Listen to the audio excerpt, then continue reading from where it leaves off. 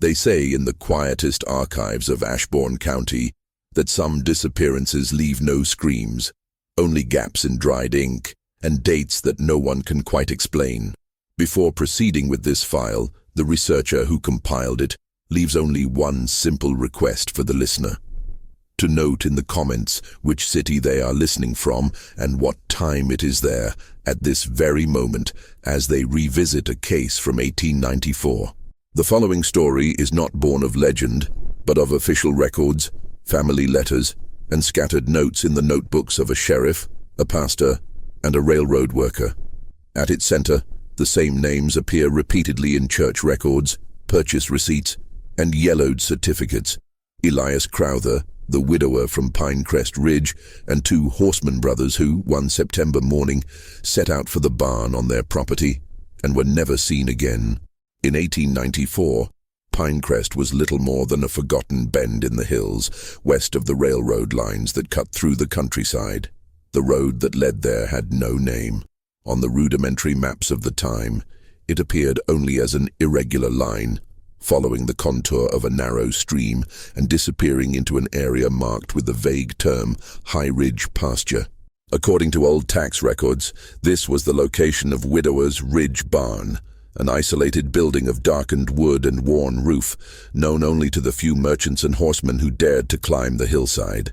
Records and testimonies describe Elias Crowther as a middle-aged man in 1894, between 50 and 55 years old, with slumped shoulders and restrained speech. A widower for almost a decade, he lived alone with two workhorses, a few head of skinny cattle, and a barn that seemed too big for so little life around it. The few mentions of his name in the church records of Harrow's Ford, the nearest town, show him as someone who rarely came down to the village. He paid his taxes on time, bought salt, nails, and kerosene when necessary, and returned to the hill before the afternoon was over. On the other side of this story were the Whitlow brothers, Thomas and Edward, 31 and 28 years old respectively, sons of small farmers from Harrow's Ford. They were experienced horsemen, accustomed to transporting goods, messages, and parcels between the most remote properties and the county center. Their names appear in freight records from that time: corn, flour, simple medicines, tools, the kind of discreet work that kept the region functioning without anyone noticing. The Whitlows were described in testimony as ordinary men. Thomas, the older of the two, with a more reserved face and careful demeanor. Edward, the younger, a little more talkative, prone to mild jokes and comments about the weather and the road. None of the accounts collected years later suggest any tendency toward deliberate recklessness. They were, in the words of the local pastor, two men who knew when to return home before nightfall. Life in Harrow's Ford followed a slow rhythm, marked by church bells, train schedules, and the alternation between harvest and drought. The houses, mostly simple wooden structures, lined a main street where the store, blacksmith shop, church, and a small boarding house were concentrated. There was no shortage of vague stories about the surrounding hills, noises in the early morning, distant lights, but in the documents almost none of this appears. What we read are practical notes, grocery lists, birth records, deaths from fever or work accidents. Pinecrest and Elias Crowther's property appear only as occasional references, a distant point on the community's mental map. Still, in 1894, Widower's Ridge Barn began to appear more frequently in barroom conversations and in the margins of some reports. They said that Elias, after years of seclusion, was beginning to sell horses and hay of better quality than the regional average. For some, it was just a sign that he needed money. For others, his sudden willingness to trade seemed strange in a man who had always avoided contact. None of this, however, was formally recorded in any report. They were scattered observations, collected decades later, when the case had already taken on a darker tone. The Whitlow brothers entered the narrative for good on September 15, 1894, a Saturday, according to the calendar of the time. In a record book kept by the Harrow's Ford store, it is written that on the morning of that day, Thomas and Edward withdrew a small amount of supplies: coffee, flour, some tobacco, and a box of nails. Next to their names, the store owner wrote in pencil, "Up to Pinecrest. Business with Elias C." This is the first written evidence that indisputably connects the brothers to the Widower's Ridge resident on that specific date. Oral accounts gathered by historians decades later largely agree on the weather that day. A cloudy sky with no promise of immediate rain, with the kind of pale light that softens the contours of things and makes the silhouettes of trees more constant on the horizon. There was no storm forecast, nor any record of unusual weather phenomena. It was, by all accounts, an ordinary late summer morning turning into autumn, the kind of day when men accustomed to the road would not hesitate to ride for hours. According to the memory of some residents, the brothers left Harrow's Ford shortly before the church bell struck 8. They rode their usual horses, both animals seen dozens of times on the main street. They carried modest saddlebags and a leather briefcase with some papers, possibly payment notes or letters to be delivered to intermediate properties. There was no apparent urgency, no signs of disagreement, illness, or foreboding. They just left, as they had done so many times before, following the dirt road that climbed between the fields, crossed the creek, and disappeared in the direction of Pinecrest. The figure of Elias Crowther on that same day is more difficult to reconstruct. There are no records of his presence in Harrow's Ford, no purchase receipts, nor witnesses who saw him on the morning of September 15th. His traces appear only later, when his name appears in contradictory statements and in a brief note in the county sheriff's report. As far as the archives allow us to see, the widower remained on the hill, sheltered by his darkened barn and the tall grass that surrounded the slope. The barn itself, described in later accounts, was a sturdy building, erected years earlier, while Elias's wife was still alive. It had 2 large front doors that opened onto a large space that could accommodate wagons, hay bales, and animals.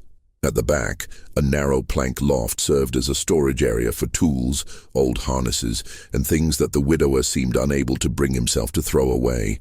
In the years following the disappearance, when the site was investigated, many commented on the feeling of a place frozen in time, as if each object were in the exact spot where it had been left on the day everything happened, or on the day someone decided that nothing would ever be moved again. What makes this story particularly unsettling for the modern researcher is not only the fact that 2 experienced brothers disappeared on a familiar route. It is the way the case was recorded, or poorly recorded, by the authorities at the time. In a hardcover notebook, kept for decades in the damp basement of the old police station building, is the first official mention of the incident. It is a brief, almost laconic report signed by Police Chief Samuel Harding. The date at the top of the page indicates September 18, 1894, 3 days after the brothers' departure for Pinecrest. In the body of the text, Harding mentions the unusual delay in the Whitlow's return, the family's concern, and the first searches organized by neighbors.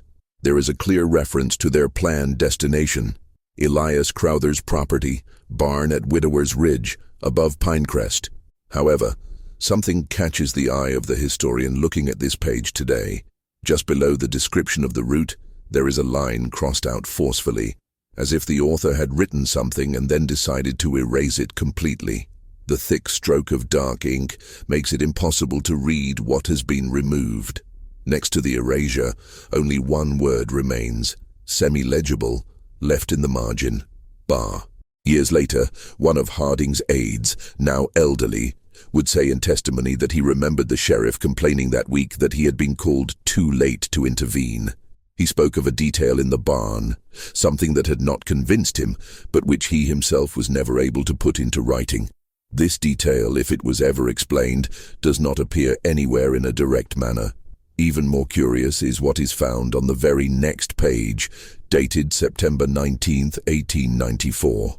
The report goes on to mention intensified searches in the hills, interviews with neighbors, and the finding that the brothers' horses had not returned to Harrow's Ford.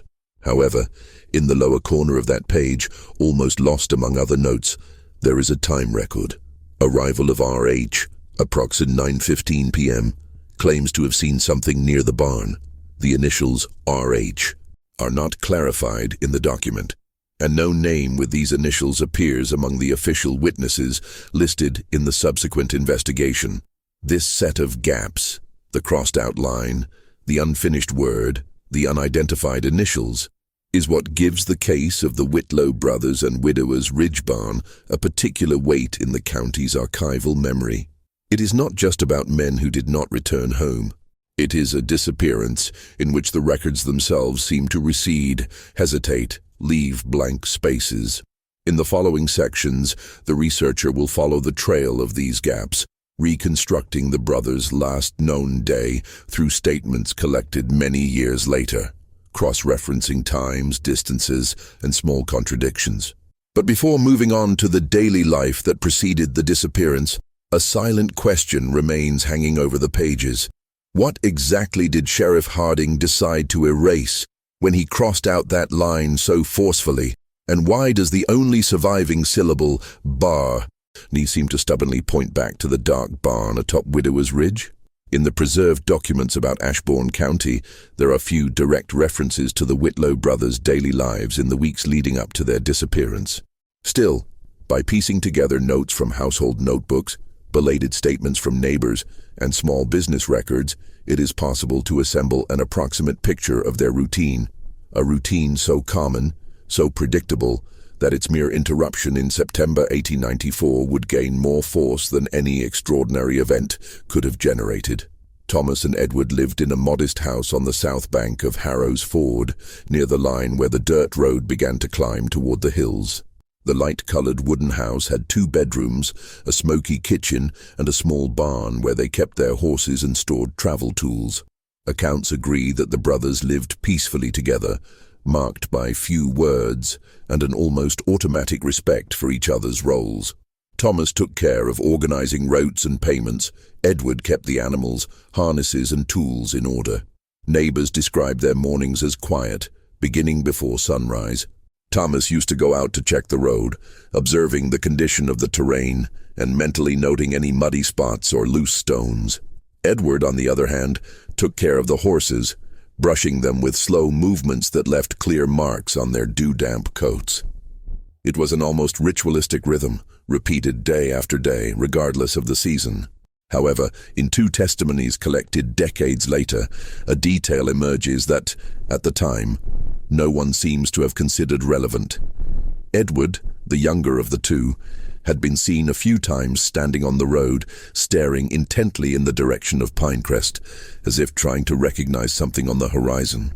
An elderly resident told the researcher that one morning the boy even asked if anyone had heard a strange noise coming from the hills, something like wood creaking, as when an old barn is opened after being closed for a long time. No one paid any attention. It was common for old structures to creak under heat, wind, or humidity. Thomas, according to some reports, seemed more reserved than usual in the weeks leading up to the final trip. There were no concrete signs of concern, but many mentioned that he spent more time looking at improvised maps, trying to reorganize routes that, for all intents and purposes, had already been defined months ago. A curious record appears on a purchase receipt. On September 6th, Thomas purchased more nails and rope than he would normally need for a typical delivery. Decades later, the store owner mentioned that this excess didn't make sense for a short trip. But perhaps the most striking point of this period is the sudden increase in mentions of Elias Crowther's property.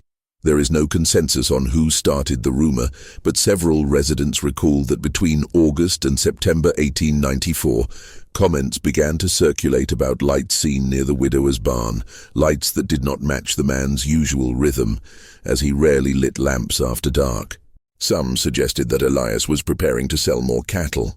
Others spoke of repairs to the barn, although no one had seen workers climbing the hill. Amid these scattered observations is a particularly intriguing testimony, that of Margaret Halley, wife of a local postman, who said she saw 3 figures near the fence of Elias's property one afternoon in early September. She could not identify faces, only silhouettes. When asked about the time, she stated that the sun was already low, creating long shadows that scrambled shapes.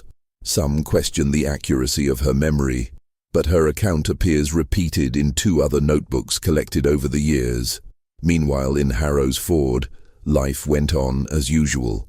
The morning train arrived with goods, the church bell marked the main hours, and the local children still played by the creek, collecting light-colored stones and trying to catch small fish that glistened in the pale light of late summer. Still, there was a sense of transition in the air. The elders used to say that this kind of silence, the kind that precedes autumn, makes certain hills seem broader than normal, as if they were hiding something that the eye cannot see.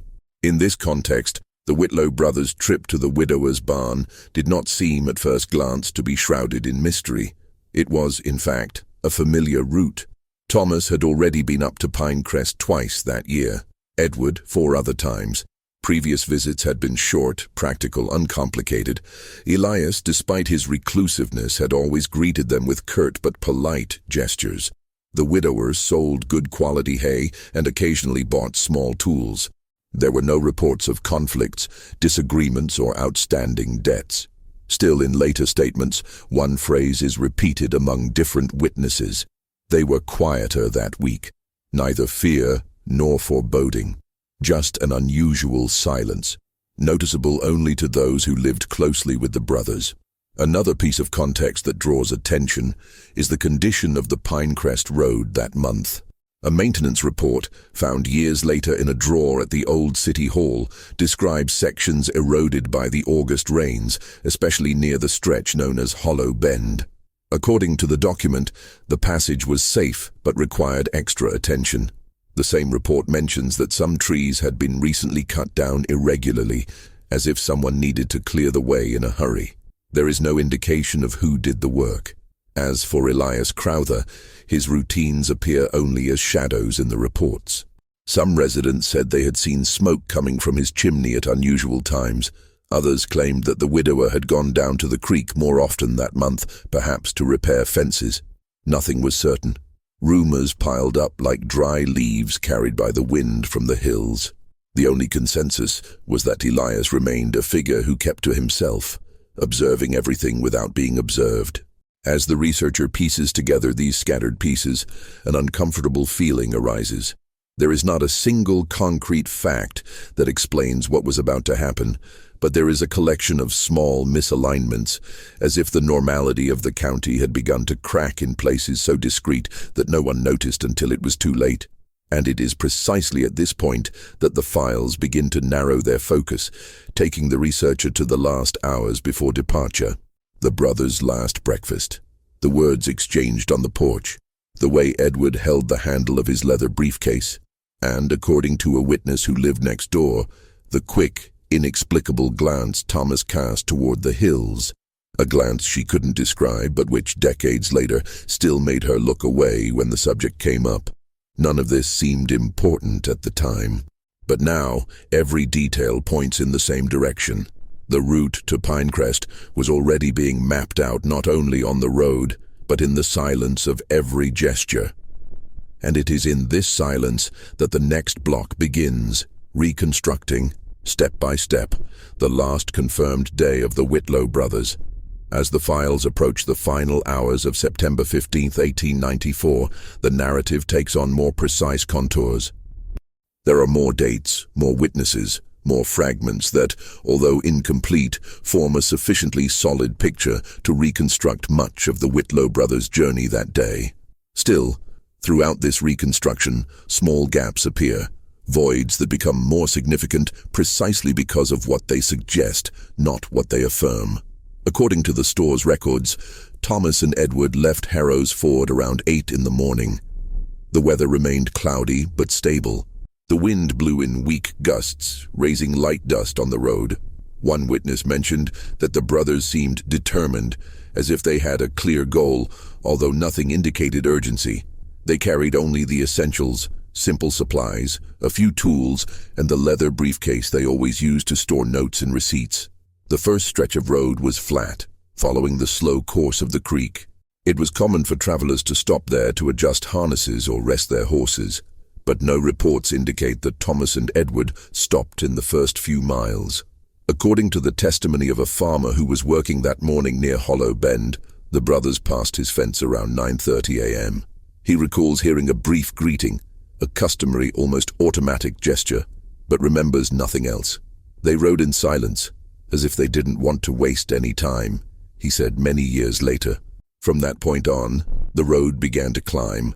The trees grew closer to the path, creating shaded stretches even at midday. Some old maps indicate exposed roots and sharp curves, which required a certain skill from the riders. The brothers, accustomed to the route, would not have found it difficult. Still, a small detail stands out in the testimony of a resident who was gathering firewood on the east slope that day. Shortly before noon, she heard the sound of 2 horses, and then something similar to the sound of wood giving way, as if a fence had been opened or a heavy gate had slammed in the wind. This description, although vague, would coincide with the point on the road where the secondary trail leading to Elias Crowther's property begins. The trail, narrow and poorly maintained, ended exactly at the dirt yard in front of Widower's Ridge barn. Those who knew the area say that from there on, the isolation was almost total. There were no nearby houses or cultivated fields, only silent hillsides, taller trees, and the constant sound of the wind filtering through the barn slats.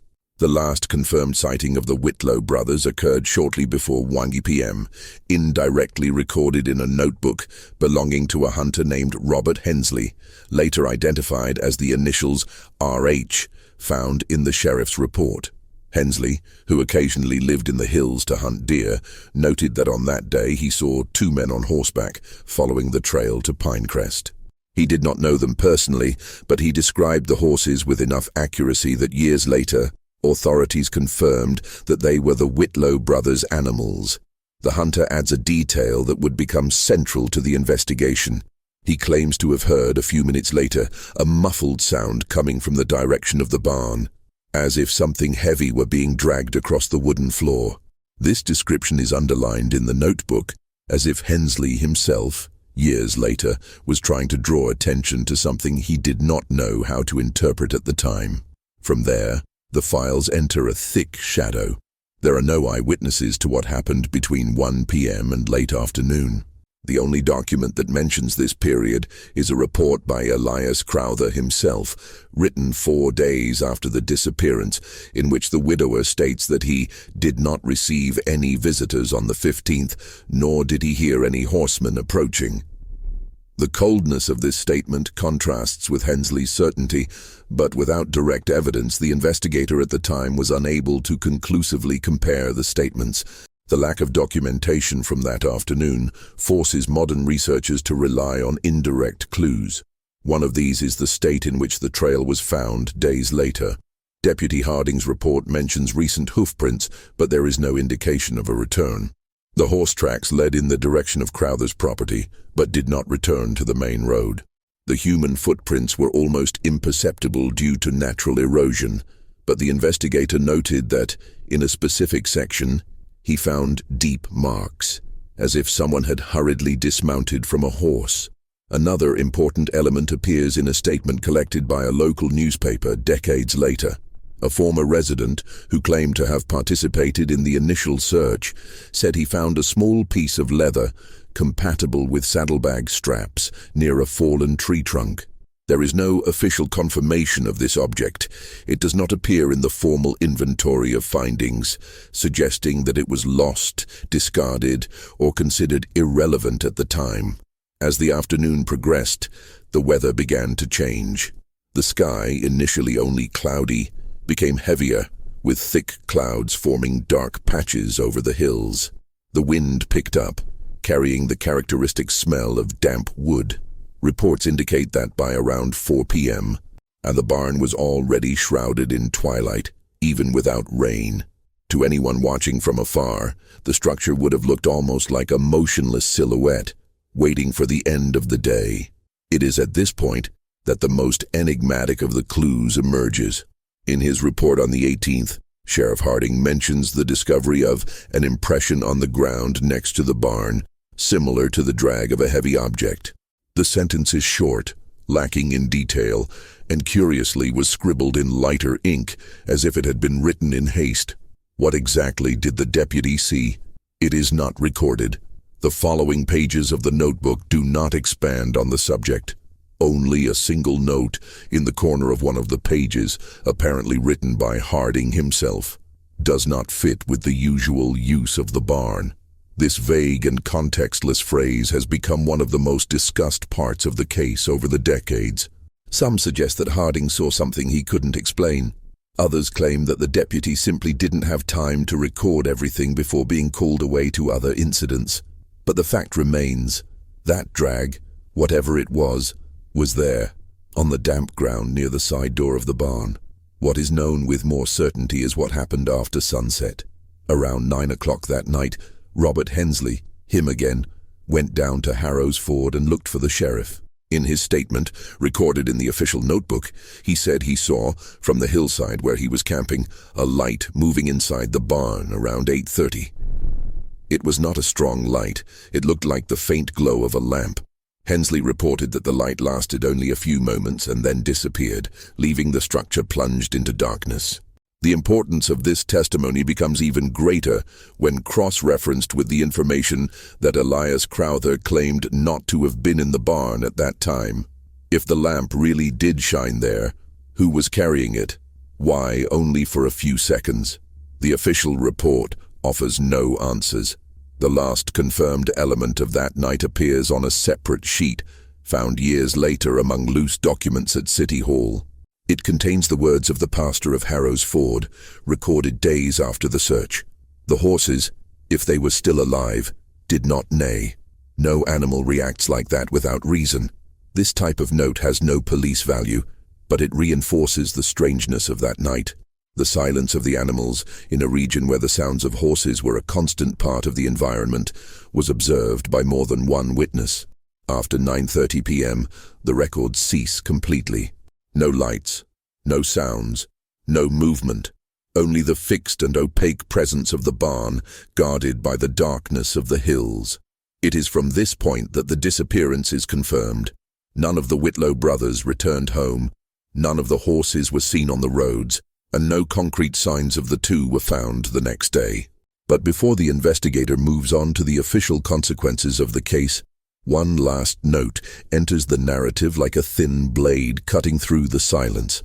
Sheriff Harding, reviewing his notebook on September 20th, wrote a sentence that would become the great turning point in this story. A sentence that would end the climax with the force of an undeniable record. The side door of the barn was closed at dawn, but there were no signs that it had been locked during the night. This is the last confirmed evidence before everything collapses into the void.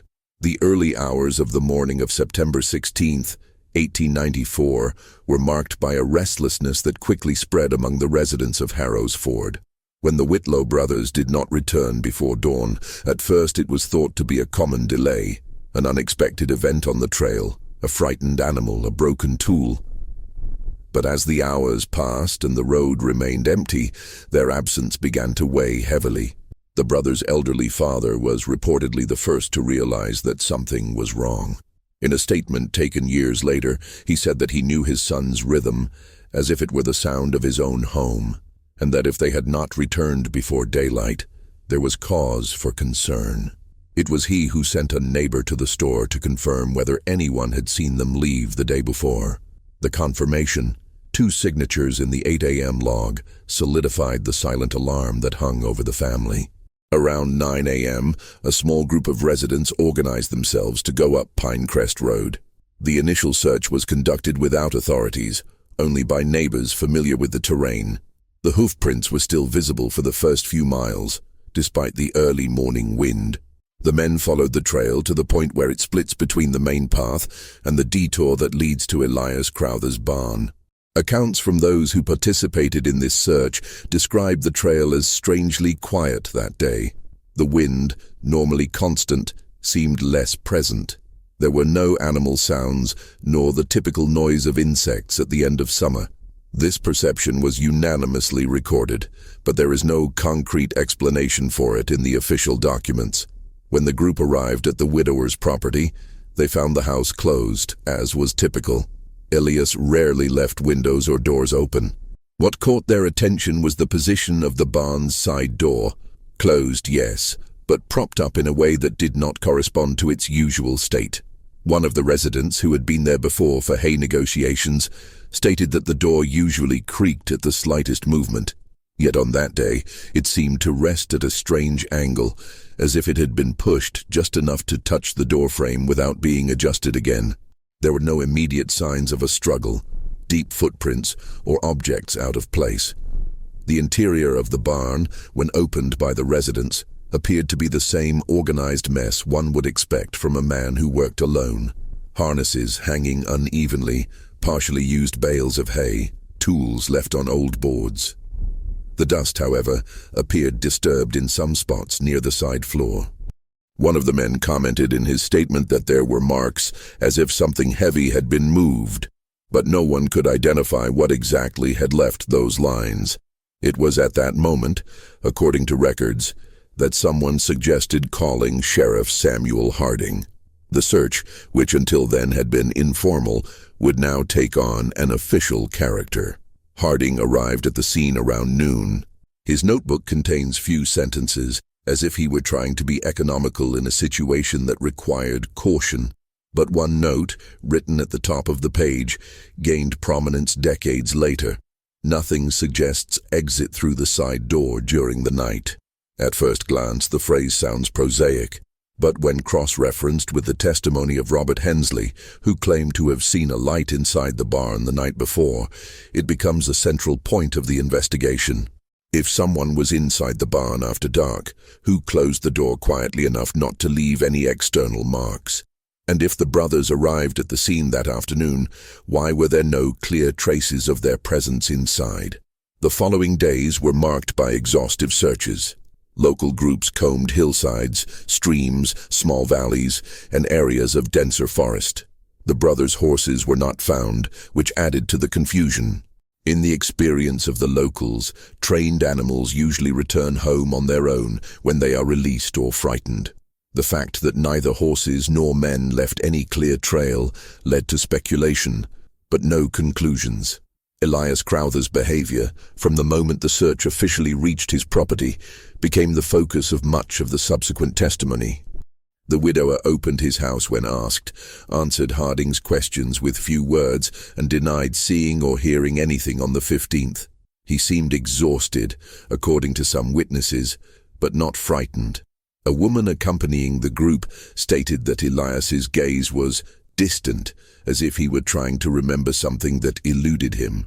One of the most significant revelations came on the third day of the search, when the sheriff finally revisited the area beside the barn. The records mention a sinking in the ground, as if a light cart or load had been placed there recently. There were no wheel marks, which ruled out the use of a vehicle. But the depression, whatever its origin, reinforced the possibility that something had been moved at the site, perhaps during the night when Hensley saw the light. Still, the investigation failed to establish any direct link between this trace and the brothers' disappearance. Nothing indicated a crime, and nothing proved an accident. The hills were vast, the route isolated, and the records incomplete. Harding, under pressure from the community, noted in his final report, "There is no conclusive evidence of destination or whereabouts." But what really shook the Whitlow family and later the researchers was not the lack of evidence, but an indirect revelation that would emerge months later, when the pastor of Harrow's Ford, while reviewing church documents, found an old note written by Thomas. It was not a letter or a warning, just a sentence scribbled on the back cover of a sermon booklet, probably forgotten there after a service. If something happens on the road, it was not the horizon that changed. It was the one walking on it. The phrase, interpreted at the time as a religious reflection, took on new meaning when read after his disappearance. There is no evidence that Thomas was predicting anything. But the introspective nature of the note, so unlike his usual direct style, led many to speculate whether the brothers had noticed any discomfort in the weeks leading up to his disappearance. The most emotional revelation, however, came from the family. Edward had confided to his father, a few days before the trip, that he intended to talk to Thomas about something that was bothering him in Pinecrest. The content of this concern was never clarified. His father did not press his son for an explanation, believing it to be a common issue of route or negotiation. This fragment, preserved only in a belated testimony, is one of the few moments in which the investigation touches on what could have been a silent warning, ignored by the natural rush of rural life. The sum of these elements, the strange light, the unmarked door, the drag on the ground, the silence of the horses, the phrase on the back cover of the booklet, the unexplained unease, created the ambiguous narrative that lingers to this day. A story not of conclusions, but of shadows. And as the researcher revisits all these documents, one last insight emerges, as human as it is painful. Perhaps on that day, the Whitlow brothers did not disappear in a single abrupt moment, but over the course of several small, silent, and almost invisible choices that led them to a point of no return. The next section, the epilogue, will reconstruct this sense of distance, reflecting on what was left behind, not as an unsolvable mystery, but as an incomplete record of lives lost among the hills and archives. Decades have passed since the disappearance of the Whitlow brothers, and yet, when opening the Ashbourne County archives, the feeling that dominates the researcher is not that of consulting a closed case, but of touching an ancient fabric that has never stopped breathing. Each document, each note, each crossed-out line or incomplete word seems to pulsate with the same unease that permeated that September of 1894. The past, in this particular archive, does not rest. It moves in small shadows, in questions that resist time, in truths that have not found their final form. The contemporary researcher, sitting before fragile pages marked by moisture, dust, and ink that has lost its color, realizes that he is not only reconstructing what happened, but facing what could never be said. There is a silent weight in the fact that so many accounts have been preserved, not for clarity, but for hesitation. The police chief who crossed out an entire line. The pastor who kept a phrase without knowing why. The hunter who saw a light and did not know how to interpret it. The father who heard a warning from his son and believed it to be something simple. History, seen from this distance, does not stand firmly on certainties but on interrupted gestures. Revisiting the hills where Pinecrest once breathed, the researcher notes that almost nothing remains of the original landscape. The old road has been swallowed by the brush. The stream has changed course. The widower's barn is no longer there. Only a few loose stones, perhaps part of the building's foundation, still lie a few inches above the ground, like scattered bones of a body that no one recognizes anymore. Elias Crowther was buried years later in an inconspicuous place, with no known descendants, and no additional documents written by him have surfaced. His figure remains as enigmatic as the shadows that surrounded his barn that night. The researcher tries to imagine what the sounds of that place were like in 1894. The wind filtering through the barn boards, the dry crackling of old wood, the steady footsteps of horses on the narrow trail, the brothers breathing as they approached the property, and then only a harsh silence which the archive records with involuntary precision. Nothing that came after fills that gap. Nothing replaces the absence of witnesses. Nothing restores the weight of the minutes that preceded total darkness. What appears repeatedly in the pages following the disappearance is a human trait, as preserved as the paper that sustains it: the collective impact of loss. Harrow's Ford, a small and resilient community, took years to heal the wound that opened that week. Many residents, even decades later, refused to mention the case directly. Others, in later interviews, said they avoided driving down Pinecrest Road at dusk, not out of fear of something supernatural, but because of the feeling of incompleteness that seemed to hang over the place, as if something had been interrupted before it could be finished. The church recorded special prayers for the brothers for several months, and their names were read silently at annual ceremonies, even after the family left the area. In a 1903 minutes, the pastor wrote, "Some absences shape the way we remember time. Theirs shaped our road." This record, though simple, demonstrates how the disappearance transcended the police sphere, slowly and persistently dissolving into the collective memory. The widower, Elias Crowther, remained a subject of speculation until the end of his life, but there was never any concrete evidence linking him to any violent outcome. His reclusion, once seen as eccentricity, became a focus of suspicion in the years that followed. However, the few people who lived with him after 1894 describe him not as someone who carried guilt, but as someone who carried weight. The distinction between these two words, so subtle in the testimonies, occupies a significant space in modern studies of the case. However, perhaps the most profound revelation that emerges from these archives is not associated with culprits, theories, or logistical explanations. It arises from the way time behaves in the face of what has not been concluded. The researcher, when ordering the pages and observing the fragmented sequence of events, realizes that the usual logic of history, cause, effect, consequence, does not fully hold here. What remains is more intimate, more fragile, more human. The Whitlows disappeared not only from sight, but from the narrative of the community itself. Their names were slowly absorbed by the constant whisper of the hills, by the dust that accumulates on the record books, by the lack of answers that the county was never able to provide. The case, reviewed so many times, always returns to the same point: the moment when two lives followed a familiar road and, without clear explanation, left insufficient traces to complete the story. The researcher concludes that, contrary to what is often expected of historical accounts, not all narratives forged by time have definitive endings. Some remain like half-open doors, not locked, not wide open, just resting on old hinges, allowing only what memory can sustain to pass through. It is in this space, between what is known and what is assumed, that the story of the Whitlow brothers continues to exist. And so, upon closing the file, the researcher understands that silence not only surrounds the case, it is the final record itself. The absence of answers does not diminish the value of what happened. It only highlights that some destinies, regardless of the accuracy of the documents, are lost in regions where history cannot reach. The county moved on, the hills changed, new maps were drawn, new families occupied the land, new sounds filled the roads. But the void left on that narrow trail, on that afternoon without witnesses, remains as an invisible fold in the fabric of time, perceptible only to those who dare to open the file.